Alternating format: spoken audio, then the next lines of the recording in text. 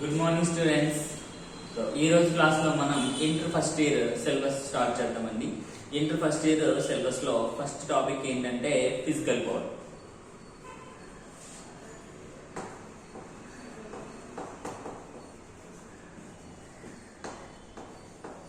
So ఈ physical power topic ఏం చెప్తుంది అంటే ఫిజిక్స్ గురించి డీటెయిల్ గా ఎక్స్ప్లెయిన్ చేస్తుంది. అసలు what is physics, next physics లో డీల్ చేసే సబ్జెక్ట్స్ ఏంటి, ఇవన్నీ కూడా మనం ఈ టాపిక్ లో నేర్చుకుంటాం. ఓకేనా? సో ఫిజిక్స్ అంటే ఏంటంటే ఒక ఆబ్జెక్ట్స్ కానీ లేకపోతే ఒక పార్టికల్స్ కానీ వాటి యొక్క ఫిజికల్ ప్రాపర్టీస్ గురించి డిస్క్రైబ్ చేసేదే ఫిజిక్స్ అండి. నెక్స్ట్ యూనివర్స్ లో ఉన్న లాస్ గురించి ఈ ఫిజిక్స్ అనేది ఎక్స్ప్లెయిన్ చేస్తుంది. సో నెక్స్ట్ ఫిజిక్స్ అనేది ఏదైనా ఒక మెజర్మెంట్ చేసినప్పుడు దాని యొక్క ఎగ్జాక్ట్ మెజర్మెంట్ అనేది ఇస్తుంది. దీన్ని బట్టి ఫిజిక్స్ కి మనం రెండు మెయిన్ డెఫినేషన్స్ ఇవ్వచ్చు. ఫస్ట్ డెఫినేషన్ ఏంటంటే physics is a branch of science which deals with the nature and natural phenomena or laws of nature. అంటే నేచర్ యొక్క లాస్ ని ఎక్స్ప్లెయిన్ చేసేదే ఫిజిక్స్. రెండోది ఏంటంటే exact measurement of science is called physics. అంటే ఏదైనా ఒక మెజర్మెంట్ చేసినప్పుడు దానికి ఎగ్జాక్ట్ మెజర్మెంట్ దేంట్లో వస్తుందంటే మనకి ఫిజిక్స్ లోనే వస్తుందండి. అర్థమైందా? సో ఈ రెండింటిని కూడా మనం ఫిజిక్స్ డెఫినేషన్ ఇవ్వచ్చు. ఫస్ట్ ఏంటంటే physics is a branch of science. Physics is a branch of science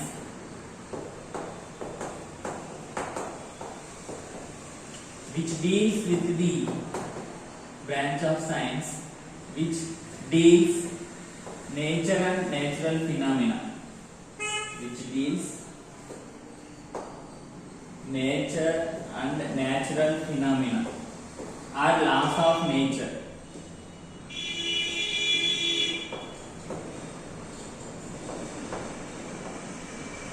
Next ఇంకో డెఫినేషన్ ఏంటి అంటే exact measurement of science is called physics.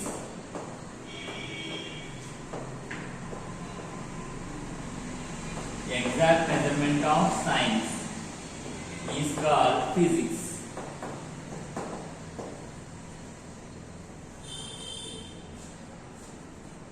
ఈ రెండు కూడా మనం ఫిజిక్స్ కి డెఫినేషన్ గా చెప్తాము. అంటే యూనివర్స్ లో లాస్ట్ ని ఎక్స్ప్లెయిన్ చేసేదే ఫిజిక్స్. ఓకేనండి? నెక్స్ట్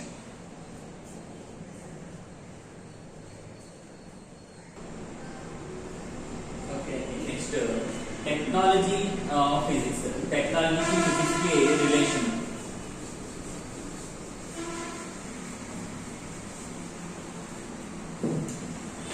ఫిజిక్స్ की टेक्नोलॉजी की रिलेशन.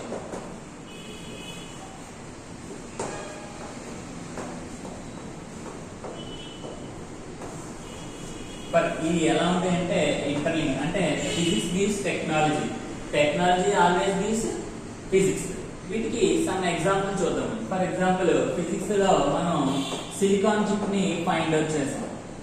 వాటి యొక్క ఫిజికల్ ప్రాపర్టీస్ ని అన్ని కూడా మనం మెజర్ చేసి సిలికాన్ చిప్ ని తయారు చేశారు ఫిజిక్స్ ని ఉపయోగించి. ఈ సిలికాన్ చిప్ ని యూజ్ చేసి మళ్ళీ ఏం తయారు చేశారంటే కంప్యూటర్ తయారు చేశారు. ఏం తయారు చేశారండి? కంప్యూటర్. అంటే కంప్యూటర్ అనేది దేంట్లోకి వస్తుంది అంటే టెక్నాలజీలోకి వస్తుంది. సిలికాన్ చిప్ దేంట్లోకి వస్తుంది అంటే ఫిజిక్స్ లోకి వస్తుంది. అంటే సిలికాన్ చిప్ ని మనం కనుక్కోవడం ద్వారా ఏమైంది, దాని నుంచి కంప్యూటర్ తయారు చేస్తాం. అంటే టెక్నాలజీ పెరిగింది. అంటే సిలికాన్ చిప్ ని కనుక్కోవడం ద్వారా మనం టెక్నాలజీని పెంచుకుంటాం. అర్థమైందండి? అలాగే టెక్నాలజీ గివ్స్ ఫిజిక్స్ అన్నాం. దీనికి కూడా ఎగ్జాంపుల్ ఉంది. అదేంటంటే హీట్ ఇంజిన్. హీట్ ఇంజిన్ తీసుకున్నాం అనుకోండి. హీట్ ఇంజిన్ దేని మీద బేస్ చేసుకుంది వర్క్ చేస్తుంది అంటే టెంపరేచర్ ని బేస్ చేసుకుని చేస్తుంది. అలాగే హీట్ ని బేస్ చేసుకుని చేస్తుంది. అంటే హీట్ యొక్క అన్ని ప్రాపర్టీస్ ని కూడా ఈ హీట్ ఇంజిన్ అనేది ఇస్తుంది. అదే ఏమిటంటే థర్మోడైనమిక్స్. అంటే థర్మోడైనమిక్స్ గురించి కంప్లీట్ ఇన్ఫర్మేషన్ కావాలి అంటే మనం ఏ చదివితే సరిపోతుంది అంటే హీట్ ఇంజిన్ గురించి చదివితే సరిపోతుంది. అంటే technology gives physics, physics gives technology. అంటే ఈ రెండు కూడా ఒకదానికొకటి ఇంటర్లింక్ అయినటువంటివి. ఓకేనండి? అర్థమైంది కదా? అలాగే ఫిజిక్స్ అనేది చాలా బ్రాంచెస్ కింద డివైడ్ అయ్యి ఉందండి. మనం ఒకవేళ యూనివర్సిటీలో చూసుకుంటే కనుక అక్కడ చాలా బ్రాంచెస్ ఉంటాయి. ఏంటి? Pure physics physics, nuclear physics, oceanography, next వచ్చేసి space physics, geophysics, geotech physics. ఇలా అంటే ఒక్కొక్క బ్రాంచ్ లో ఒక్కొక్క స్పెషలైజేషన్ ఉంటుంది. ఫర్ ఎగ్జాంపుల్ న్యూక్లియర్ ఫిజిక్స్ తీసుకున్నాం అనుకోండి, మనం అందులో న్యూక్లియర్ గురించి అంటే ఒక ఆటంలో ఉన్న న్యూక్లియర్ యొక్క ప్రాపర్టీస్ గురించి మనం నేర్చుకుంటాం. వాటి మధ్య ఉన్న న్యూక్లియర్ ఫోర్సెస్ గురించి, నెక్స్ట్ ఏ పార్టికల్ న్యూక్లియస్ లో ఉన్నాయి, వాటి మధ్య ఎలాంటి బాండ్స్ ఉన్నాయి, వాటి ఆ బాండ్ యొక్క స్ట్రెంగ్త్ ఎంత ఉంది, ఇవన్నీ కూడా మనం న్యూక్లియర్ ఫిజిక్స్ లో తెలుసుకుంటాం. అలాగే ప్యూర్ ఫిజిక్స్ తీసుకున్నాం అనుకోండి, అన్ని బ్రాంచెస్ లో ఉన్న బేసిక్స్ గురించి మనం చదువుకుంటాం. ఫర్ ఎగ్జాంపుల్ ఎలక్ట్రికల్స్ గురించి, అలాగే స్పేస్ గురించి, అలాగే ప్లానెట్స్ గురించి, అన్నింటి గురించి కూడా మనం తెలుసుకునేది ఏంటి అంటే ప్యూర్ ఫిజిక్స్. ఓన్లీ మనం బేసిక్స్ మాత్రమే తెలుసుకుంటాం. నెక్స్ట్ వచ్చేసి జియో ఫిజిక్స్, అదే జియోటెక్ ఫిజిక్స్, స్పేస్ ఫిజిక్స్, ఇలా చాలా రకాలు ఉంటాయి. ఒక్కొక్క దాంట్లో ఒక్కొక్క స్పెషలైజేషన్ ఉంటుంది. స్పేస్ ఫిజిక్స్ కానీ మనం చదువుకున్నట్టయితే కనుక ప్లానెట్స్ గురించి, అలాగే సన్ గురించి, వాటి మధ్య ఉన్న డిస్టెన్స్, వాటి మధ్య ఉన్న గ్రావిటేషనల్ ఫోర్స్, అలాగే ఈ ఒక్కొక్క ప్లానెట్ లో ఏ మెటీరియల్స్ మనకి లభిస్తున్నాయి, అక్కడ ఏమన్నా మనుషులు గట్రా ఏమన్నా లివ్ చేయడానికి ఆస్కారం ఉంది, ఇవన్నీ కూడా మనకి స్పేస్ ఫిజిక్స్ లో ఉంటాయి. అంటే ఒక్కొక్క బ్రాంచ్ లో ఒక్కొక్క స్పెషలైజేషన్ ఉంటుంది.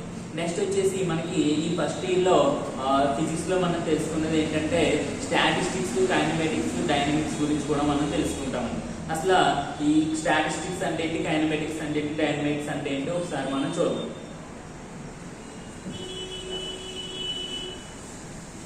Physics can be classified into 3 types అండి.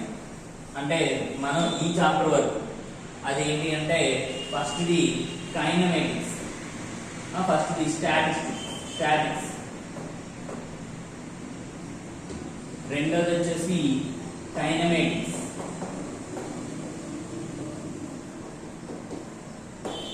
థర్డ్ వన్ వచ్చేసి డైనమిక్స్. అంటే స్టాటిక్స్ అంటే ఏంటంటే ఏదైనా ఒక బాడీ రెస్ట్ లో ఉన్నప్పుడు దానికి యొక్క ప్రాపర్టీస్ ని ఎక్స్ప్లెయిన్ చేసే ఫిజిక్స్ ని మనం స్టాటిక్స్ అంటాం. అలా కాకుండా బాడీ అనేది మోషన్ లో ఉన్నప్పుడు and without considering the motion, without considering the cause of the motion, without considering the cause of the motion.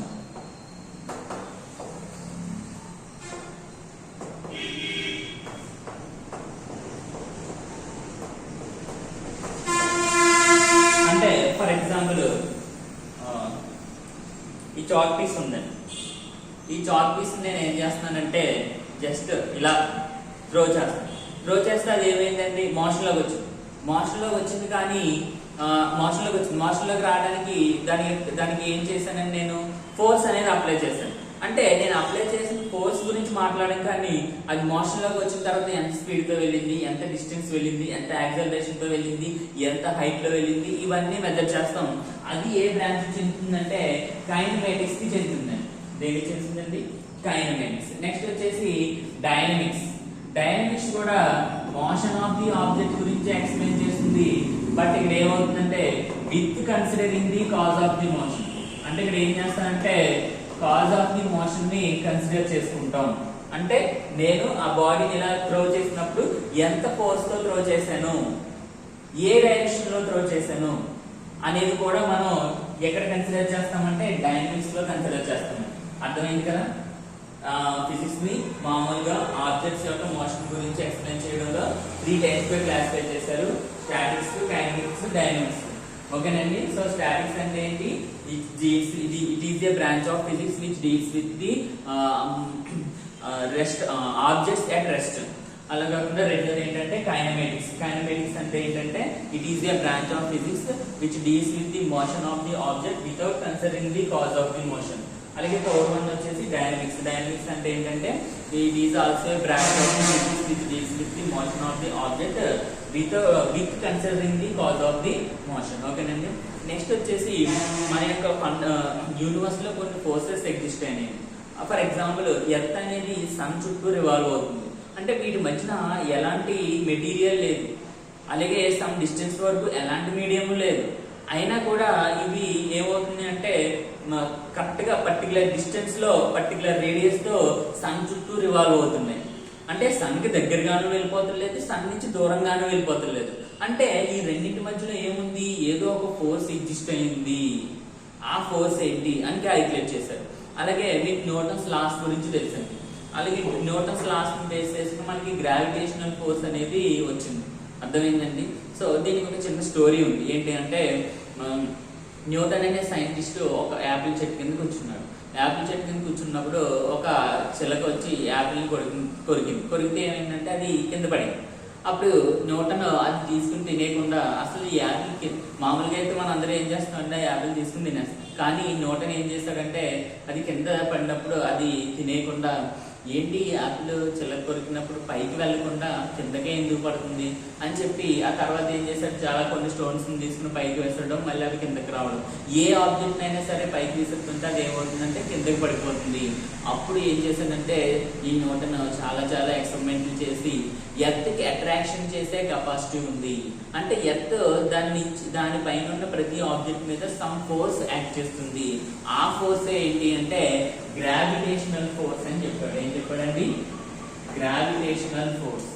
ఈ గ్రావిటేషనల్ ఫోర్స్ అనేది ఫండమెంటల్ ఫోర్స్ అని, అంటే ఎర్త్ మీదే కాదు, ఎర్త్ మీద ఉన్న ప్రతి ఆబ్జెక్ట్ మధ్యలో కూడా ఉంటుంది.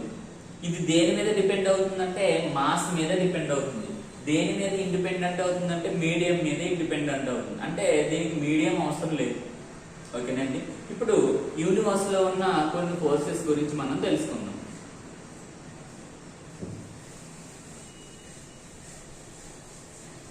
యూనివర్స్ లో 2 టైప్స్ ఆఫ్ ఫోర్సెస్ అనేవి ఎగ్జిస్ట్ అయి ఉన్నాయి. అదేంటి అంటే first the fundamental forces.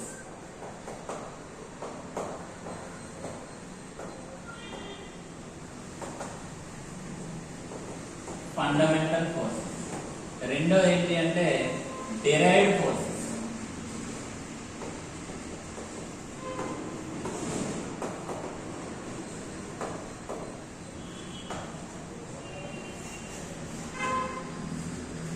Fundamental forces ఏంటి అంటే 4 ఉన్నాయి. అవి ఏంటి అంటే first the gravitational force,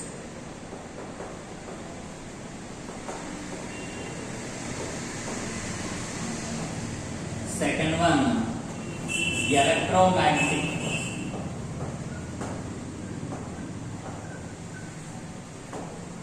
electromagnetic force, third one strong nuclear force,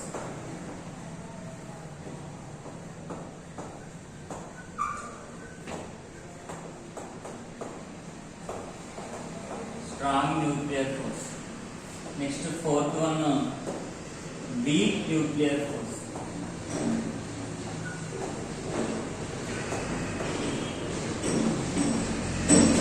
ఈ 4 ఫోర్స్ ని ఏమంటామంటే మనం ఫండమెంటల్ ఫోర్సెస్. నెక్స్ట్ వచ్చేసి డిరైవ్డ్ ఫోర్సెస్ లో వస్తే ఫ్రిక్షనల్ ఫోర్స్,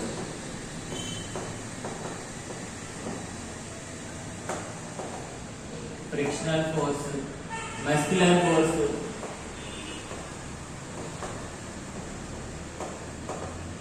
ఇలా చాలా చాలా ఫోర్సెస్ ఉంటాయి డిరైవ్డ్ ఫోర్సెస్ అని. మనం ఈ మెయిన్ గా దేని గురించి చెప్పుకుంటాం అంటే ఈ లెసన్ లో ఈ ఫండమెంటల్ ఫోర్సెస్ గురించి మాత్రమే మనం ఎక్స్ప్లెయిన్ చేసుకుంటాం. సో ఇందులో ఫస్ట్ వన్ ఏంటంటే గ్రావిటేషనల్ ఫోర్స్ అని. గ్రావిటేషనల్ ఫోర్స్ అంటే మాస్ ఉన్న ప్రతి బాడీ మధ్యలో ఎగ్జిస్ట్ అయ్యే ఫోర్స్ నే మనం ఏమంటామంటే gravitational force. Gravitational force is a attractive force which exists between any two bodies having mass. అంటే మాస్ ఉన్న ఏ 2 బాడీస్ మధ్యలో అయినా సరే ఈ గ్రావిటేషనల్ ఫోర్స్ అనేది ఎగ్జిస్ట్ అవుతుంది. ఫర్ ఎగ్జాంపుల్ ప్లానెట్స్ సన్ చుట్టూ తిరుగుతున్నాయి అంటే వాటి మధ్య యాక్ట్ అయ్యే ఫోర్స్ ఏంటంటే గ్రావిటేషనల్ ఫోర్స్. అలాగే ఎర్త్ చుట్టూ మూన్ రివాల్వ్ అవుతుంది అంటే మూన్ కి ఎర్త్ కి మధ్య ఉన్న ఫోర్స్ ఏంటంటే gravitational force. This force is a week force. అంటే రిమైనింగ్ 3 ఫోర్సెస్ తో కంపేర్ చేసుకుంటే ఈ గ్రావిటేషనల్ ఫోర్స్ అనేది వీక్ ఫోర్స్ అనే చెప్పుకోవాలి. నెక్స్ట్ వచ్చేసి ఈ ఫోర్స్ అనేది లెంత్ మీద డిపెండ్ అవుతుంది. ఫర్ ఎగ్జాంపుల్ టూ మాసెస్ ఉన్నాయి. ఈ 2 మాసెస్ మీద డిస్టెన్స్ r అనుకున్నాం. అప్పుడు దీని యొక్క ఫోర్స్ m1, దీని యొక్క మాస్ m2 అనుకుంటే దీని యొక్క గ్రావిటేషనల్ ఫోర్స్ ఏమవుతుందంటే Fg = gm1m2/r². అంటే చూడండి ఆర్ స్క్వేర్ అనేది ఏమవుతుంది, ఈ రెండింటి మధ్య ఉన్న డిస్టెన్స్ స్క్వేర్ అవుతుంది. ఇది గ్రావిటేషనల్ ఫోర్స్ కి ఎలా ఉందండి, ఇది ఇన్వర్స్లీ ప్రపోర్షనల్. ఎలా ఉందండి, ఇన్వర్స్లీ ప్రపోర్షనల్. ఇన్వర్స్లీ ప్రపోర్షనల్ అంటే చూడండి ఈ రెండింటి మధ్య డిస్టెన్స్ పెరిగితే ఫోర్స్ తగ్గుతుంది, ఈ రెండింటి మధ్య డిస్టెన్స్ తగ్గితే ఫోర్స్ తగ్గుతుంది. సారీ, ఈ రెండింటి మధ్య డిస్టెన్స్ తగ్గితే ఫోర్స్ పెరుగుతుంది, ఈ రెండింటి మధ్య డిస్టెన్స్ పెరిగితే ఫోర్స్ తగ్గుతుంది. అర్థమైందా లేదండి? అంటే force is inversely proportional to square of the distance between any two masses. Next it is a medium independent. అంటే ఈ రెండింటి మధ్య ఎలాంటి మీడియం లేకపోయినా సరే ఈ ఫోర్స్ అనేది ఎగ్జిస్ట్ అవుతుంది. ఓకేనండి. నెక్స్ట్ వచ్చేసి electromagnetic force. Electromagnetic force is a charge dependent force. అంటే ఎనీ టూ చార్జెస్ మధ్యలో ఎగ్జిస్ట్ అయ్యే ఫోర్స్ నే మనం ఏమంటామంటే ఎలక్ట్రోమాగ్నెటిక్ ఫోర్స్ అంటాం. అంటే పాజిటివ్ చార్జ్ నెగిటివ్ చార్జ్ తీసుకుంటే వాటి మధ్య ఉండే ఫోర్స్ ఏంటంటే attractive force. That is also A electromagnetic force. అలా కాకుండా రెండు పాజిటివ్ చార్జీలే తీసుకున్నాం అప్పుడు ఏమవుతుంది, రిపెల్ అవుతుంది, అది కూడా ఎలక్ట్రోమాగ్నెటిక్ ఫోర్స్. అంటే this is always attractive force. Gravitational force అనేది ఎప్పుడు కూడా అట్రాక్టివ్ ఫోర్స్. కానీ ఎలక్ట్రోమాగ్నెటిక్ ఫోర్స్ అనేది సేమ్ చార్జెస్ ఉంటే రిపల్సివ్ ఫోర్స్ గా యాక్ట్ చేస్తుంది, ఆపోజిట్ చార్జెస్ ఉంటే అట్రాక్టివ్ ఫోర్స్ గా యాక్ట్ చేస్తుంది. నెక్స్ట్ దీంతో కంపేర్ చేసుకుంటే ఇది 10⁻38 టైమ్స్ స్ట్రాంగ్. దేనికంటే ది గ్రావిటేషనల్ ఫోర్స్ కంటే. నెక్స్ట్ దిస్ ఈజ్ ఏ దీంతో కంపేర్ చేసుకుంటే short range force, this is a long range force. చూడండి సన్ కి ఎర్త్ కి మధ్య కొన్ని వేల కిలోమీటర్ల డిస్టెన్స్ ఉంటుంది, అయినా కూడా ఈ ఫోర్స్ ఎగ్జిస్ట్ అవుతుంది, అందుకే వీక్ అంటే. కానీ ఇదేంటి, ఎలక్ట్రోమాగ్నెటిక్ ఫోర్స్ రెండు చార్జెస్ మధ్యలో తక్కువ డిస్టెన్స్ ఉన్నప్పుడు మాత్రమే ఎగ్జిస్ట్ అవుతుంది. అవి రెండు దూరంగా వెళ్తే ఈ ఫోర్స్ అనేది ఉండదు, ఎగ్జిస్ట్ అవ్వదు, ఎందుకంటే అది వీక్ అయిపోతుంది, బాగా జీరో అయిపోతుంది. నెక్స్ట్ వచ్చేసి స్ట్రాంగ్ న్యూక్లియర్ ఫోర్స్. ఈ స్ట్రాంగ్ న్యూక్లియర్ ఫోర్స్ అనేది next this is also a charge, this is also A medium independent. దీనికి కూడా మధ్యలో ఎలాంటి మీడియం అవసరం లేదు. రెండు చార్జెస్ ని మనం దూరంగా పెట్టినా సరే, కొంచెం డిస్టెన్స్ లో పెట్టినా సరే అవి ఏమవుతాయి, ఆపోజిట్ అయితే అట్రాక్ట్ అవుతాయి, సేమ్ అయితే రిపెల్ అవుతాయి. అంటే వీటి మధ్యలో కూడా మీడియం అనేది అవసరం లేదు. నెక్స్ట్ వచ్చేసి స్ట్రాంగ్ న్యూక్లియర్ ఫోర్స్.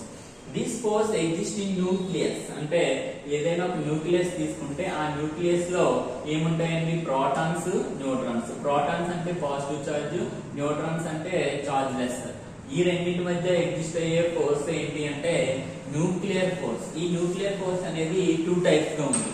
ఒకటి స్ట్రాంగ్ న్యూక్లియర్ ఫోర్స్, రెండు week nuclear force.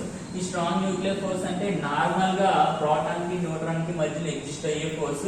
This is also A short range force. This is also a strong force than the electromagnetic and gravitational force. ఈ రెండింటితో కంపేర్ చేసుకుంటే చాలా చాలా స్ట్రాంగ్. నెక్స్ట్ యూనివర్స్ లోనే అన్నిటికంటే strong force ఏది అంటే స్ట్రాంగ్ న్యూక్లియర్ ఫోర్స్. నెక్స్ట్ వచ్చేసి వీక్ న్యూక్లియర్ ఫోర్స్. ఈ వీక్ న్యూక్లియర్ ఫోర్స్ కూడా న్యూక్లియస్ లోనే ఎగ్జిస్ట్ అవుతుంది. బట్ ఇది ఎప్పుడు రోల్ లోకి వస్తుంది, ఎప్పుడు వస్తుంది అంటే మనకి రేడియో యాక్టివ్ డికే స్టార్ట్ అయినప్పుడు ఇది వస్తుంది, లేదా రేడియో యాక్టివ్ మెటల్స్ లో మనం ఈ వీక్ న్యూక్లియర్ ఫోర్స్ ని చూస్తుంటాం. ఎలా అంటే alpha particles, beta particles, gamma particles release అవుతూ ఉంటాయి. అక్కడ ఎగ్జిస్ట్ అయ్యే ఫోర్స్ ఏంటి అంటే వీక్ న్యూక్లియర్ ఫోర్స్. ఏంటండి, వీక్ న్యూక్లియర్ ఫోర్స్ అనేది ఎగ్జిస్ట్ అవుతుంది. This is also A short range force. ఎందుకంటే చూడండి న్యూక్లియస్ అంటే మన కంటికి కనిపించదు, చాలా చిన్నది. దాంట్లో మళ్ళీ న్యూక్లియన్స్ అంటే ఇంకా చిన్నవి ఉంటాయి.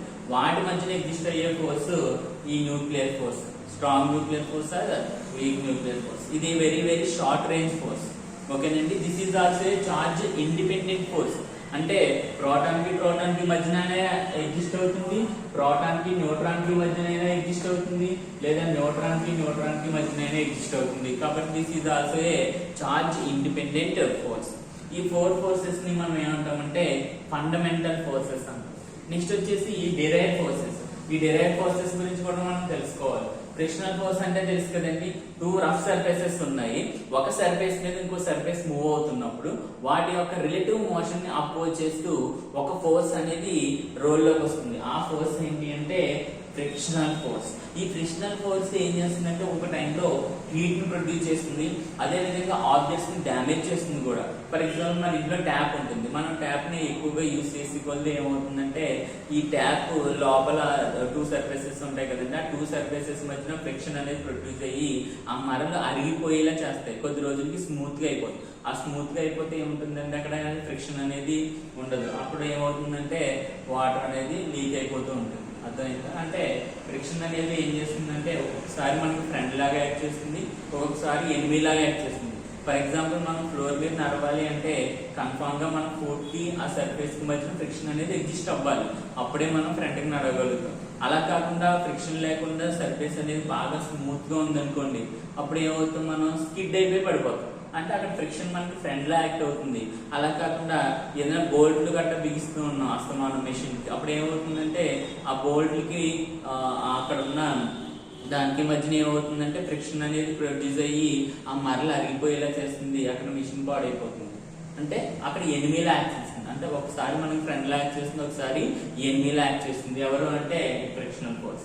నెక్స్ట్ వచ్చేసి మస్కులర్ ఫోర్స్. మస్కులర్ ఫోర్స్ అంటే తెలుసు కదండి, ఏదైనా ఒక బాడీని మనం లిఫ్ట్ చేయాలన్నా, వెయిట్ మోయాలన్నా, మనం ఏదైనా వర్క్ చేయాలన్నా ఏ ఫోర్స్ వాడతామంటే మస్కులర్ ఫోర్స్ బేస్ చేసుకుని మనం వర్క్స్ అనేవి చేస్తుంటాం.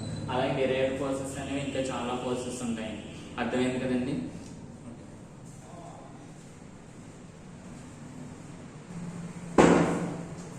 Okay, this is the physical world chapter. ఇందులో మనం కొన్ని ఇన్వెన్షన్స్, అలాగే నెక్స్ట్ గ్రామటికల్ డెఫినేషన్, ఇవన్నీ కూడా మనం చదువుకుంటామండి. ఇందులో మనకి మెయిన్ గా ఇంటర్మీడియట్ ఫస్ట్ ఇయర్ లో 2 మార్క్స్ 5 2 మార్క్స్ ఉంటాయి. ఆ 5 2 మార్క్స్ లో ఒక 2 మార్క్స్ అడుగుతాడు. సో ఈ చాప్టర్ నుంచి ఇంటర్మీడియట్ పబ్లిక్ ఎగ్జామ్ వెయిటేజ్ ఏంటంటే ఓన్లీ 1 2 మార్క్స్ వచ్చింది. ఓకేనండి? So thank you for watching.